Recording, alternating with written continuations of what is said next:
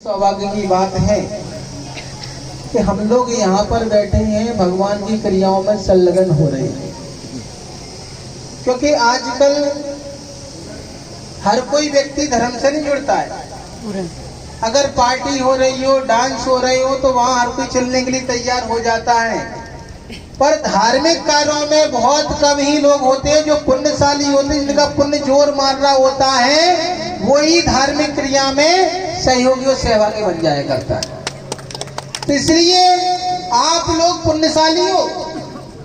आचार्य महाराज कहते हैं जो भगवान के कार्य में संलग्न होते हैं, साधुओं की वाणी को सुनते हैं, वो भी जीव भव्य हैं और एक दिन निर्वाण को भी प्राप्त होंगे, गारंटी ले ली।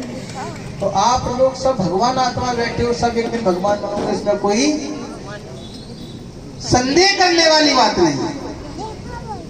इसलिए हम सभी लोग क्या कर रहे हैं, गुरुओं की संगति कर रहे हैं। और कहा जाता है संगति करने से रंगत भी चेंज हो जाती है। देखो सब सौदर में बैठे मन के बैठे कि नहीं बैठे, तो रंगत चेंज होगी कि नहीं होगी। यही संगति का असर। अगर संगति होकर के भी रंगत चेंज नहीं हो, अपने जीवन में परिवर्तन नहीं आए, तो फिर क्या फायदा है। तो इसलिए हम सभी लोग क्या कर रहे हैं, संगति कर रहे हैं इसकी, तीन लोग के नाथ की और गुरु की। और जब संगति करते हैं तो मन में विचार भी अच्छे अच्छे आते हैं, और मन में विचार आते हैं तो नियम से व्यवहार भी चेंज हमारा हो जाता है। व्यवहार चेंज कैसे होगा, संक्लेशता नहीं आएगी मन में। संक्लेशता तो नहीं आ रही किसी के में भैया, नहीं आ रही ना।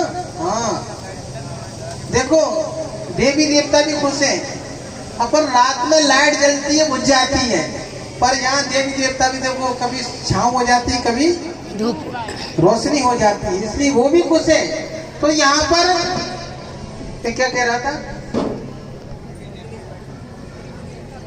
देवता खुश है और देवता यहाँ भी बैठे हैं। क्योंकि हर प्रोग्राम में क्या होता है, सौदर मेंद्र हमारे निर्मल जी, देखिए नाम ही निर्मल है, और महाराज से कहते हैं कि निर्मल मन ही तीर्थ है। क्या है, निर्मल मन ही तीर्थ है। क्योंकि आप लोग यहाँ कसाय से फ्री होके बैठे हो, कसाय नहीं है, कसाई नहीं हो यहाँ पर। क्योंकि जिसके अंदर कसाय हो वही तो कसाई होगा। तो यहाँ पर जब संगति करते हैं भगवान की, तो हमारी कसाय मंद होती है, और जहाँ कसाय मंद होती है वहां से पुण्य अर्जन चालू हो जाता है। और देखिए आप लोग ही पुण्य कमाने नहीं आए, हमारे आगरा से भी महानुभाव पधारे हुए, एक बार जोरदार ताली बजाते हैं। चाहे कोई भी महाराज जी आ जाए, हमारे चांदी वाले भैया और ये दो भैया, ऐसे भैया खड़े होकर शक्ल दिखाओ, कोई भी महाराज जी आ जाए, 10-20 किलोमीटर पहले से ही महाराज जी की व्यवस्था बनाना, उनको आहार देना नियम है। आहार करने के बाद ही भोजन करते हैं। देखो ऐसे ऐसे पुण्यशाली लोग यहाँ पर आ गए, तो यहाँ का भला होगा कि नहीं होगा। यहाँ का तो प्रोग्राम 100% नहीं 1000% ऊपर जाएगा। और ऊपर से अभी हमारे अर्पित भैया कह रहे थे, महाराज छोटे महाराज जी का भी बात। देखिए हमारा तो कोई भी कार्य रहता है धार्मिक नगरी का, चाहे महाराज बनने का हो चाहे उपास करने का हो, सारा महाराज जी को श्रेय जाता है। क्योंकि महाराज जी क्या करते हैं, देखो गुरु तो वही होता है जो ठोकता बजाता रहे। कहा है, गुरु कुमार शिष्य कुंभ है, धर धर काढ़े खोट और भीतर हाथ पसार कर बाहर मारत चोट। तो महाराज जी का तो यही काम होता है कि भैया गागर सुंदर कैसे होगी, एकदम तो होगी नहीं, मिट्टी में कंकड़ भी रहते हैं, पर कंकड़ को निकालने के लिए कोई ये गुरु की आवश्यकता होती है। क्योंकि कंकड़ से ही शंकर बना जाता है। और कंकड़ निकाल कर आज देखिए महाराज जी ने मुझे मुनिराज बना दिया। ऐसे उपकारी गुरु कहाँ मिलेंगे। क्योंकि हर व्यक्ति चाहता है, क्या चाहता है, कोई किसी के साथ नहीं रहना चाहता। हर कोई चाहता है कि मैं आजकल हर किसी के अंदर है कि नहीं है, सासू के सामने बहू कहती है कि मैं प्रधान हूँ, सासू कहती है मैं प्रधान हूँ। पर कहा जाता है जिसको भगवान बनना है, जिसको ऊंचाइयों पर जाना है, उसके ऊपर गुरु का आशीष जरूर होना चाहिए। और जिसके ऊपर गुरु का आशीष होता है वो अंधेरों में भी ठोकर नहीं खा सकता।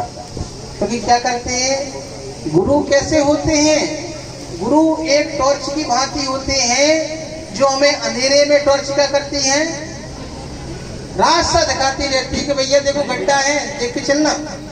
तो गुरु भी वही काम करते हैं। तो ऐसे उपकारी संत बिहर सागर जी महाराज आज वास्तविकता में आप लोगों का परम सौभाग्य, नए नए चेहरे हैं, बहुत सारे नए चेहरे दिख रहा हूँ। आप लोगों ने नहीं देखा होगा, हमने भी नहीं देखा है, इसलिए नए चेहरे हैं। तो मैं आपसे यही कहूंगा कि चतुर्मास हम लोगों का कहाँ चल रहा है? मोदी जी की नसिया में। बड़े गणपति देखिए ना, मोदी जी की नसिया पहचाने नहीं पहचाने पर बड़े गणपति सब लोग जानते हैं कि बड़े गणपति। तो वहां पर चलना है। तो अभी पर्युषण पर्व आने वाला है, तो 10 दिन के प्रवचन जरूर सुनना। क्योंकि आचार्य श्री ऐसा नहीं अपने आप से मिलाते हैं, आचार्य श्री आपको अपने आप से मिलवा देते हैं। और जहां व्यक्ति का अपने आप से मिलन हो जाता है तो वह व्यक्ति कभी भटकन नहीं होती इसके अंदर, ना कभी भटक सकता है। भटकता कब है? जब दूसरा कोई मिलता है ना। अकेले से कोई भटकेगा नहीं, भटकेगा। अकेले से ना क्रोध आएगा तुम्हें। अगर अकेले कमरे में बंद कर दिया जाए तो किस पे क्रोध करोगे, किस पे मान करोगे, किस पे मायाचारी करोगे, किसके लिए लोभ करोगे? तो यही काम इनका है। ये क्या करते हैं, तुम्हें ही तुमसे जोड़ देते हैं। और अपने आप से जुड़ने के बाद फिर व्यक्ति क्या करता है, कभी भटकता नहीं है। तो महानुभावों, आज बड़ा ही पुण्य का दिन है। आप लोगों ने जिन जिन ने इस मंदिर में दान दिया है वो वास्तविकता में बहुत पुण्यशाली हैं। और जो यहाँ विधान में बैठी हैं वो भी पुण्यशाली हैं। उन सबके परिवार के लिए एक बार जोरदार ताली बजा दो। क्योंकि मंदिर में दान या पूजा पाठ में दान हर किसी का नहीं लगता है। देखिए, आपका जो द्रव्य है शुद्ध है, पवित्र है, इसीलिए मंदिर में लगा है। नहीं तो क्या होता है, अशुद्ध द्रव्य अगर आप देते हो तो उसकी लेट बात बन जाती है और बढ़िया उस पर क्या लग जाता है, प्लेट लग जाती है, फलाने चिन्ह बना जाए। जो कोई जाता है तो उनका शुक्रिया अदा करता है, चलो तुमने मेरे लिए लेट बात बना दी। पर वास्तविकता में आप लोग पुण्यशाली हो तो मंदिर में द्रव्य लगाया है, तो ये द्रव्य आपका इस भाव में तो मिलेगा ही मिलेगा। पर आप परभव में जाओगे तो वहां भी कोई छोटे मोटे इंसान नहीं बनोगे, कोई बड़े सेठ बनोगे, महाराज बनोगे। और यही पुण्य हमें एक दिन भगवान बनने में सहकारी होगा।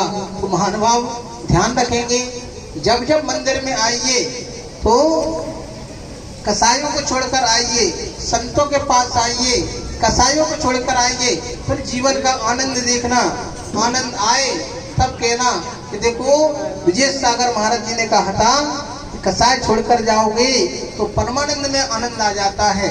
ऐसे ही पूज्य आचार्य बिहर सागर जी महाराज जी हैं। कहा जाता है कि गुरु दर्शन से नूर मिलता है, गमे दिल को सुरूर मिलता है। जो भी आता है आचार्य बिहर सागर महाराज जी के पास उससे कुछ ना कुछ जरूर मिलता है। तो महानुभाव, आप यहाँ पर आए हैं, निश्चय मान के जाना, विश्वास करके जाना, आप लोग खाली नहीं जाओगे, आप लोग यहाँ से पुण्य की झोली भर के जाओगे। तो ऐसे ही आचार्य के चरणों में चलते हैं। अपनी वाणी को यही विराम दूंगा। बोलिए आचार्य बिहर सागर जी।